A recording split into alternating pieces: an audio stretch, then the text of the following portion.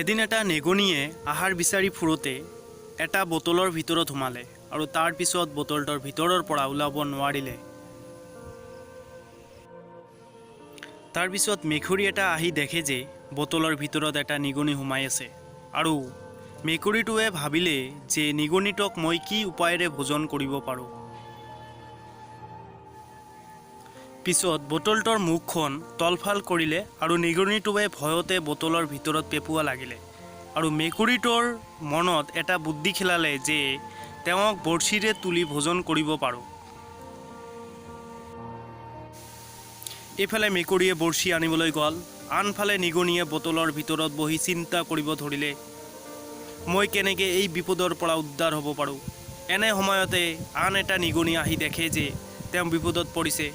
সেই নিগনিটোৱে তেওঁক ক'লে যে তুমি চিন্তা নকৰি বহি থাকা, বিপদত ধৈৰ্য ধৰিব লাগে, মই আৰু কেইটামান নিগনিক বিচাৰি মাতি আনো।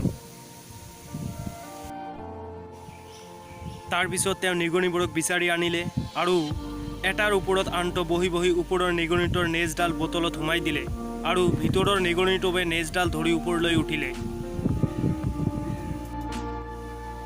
তৎক্ষণাত নিগনিবোৰে তাৰ পৰা পলাই গ'ল।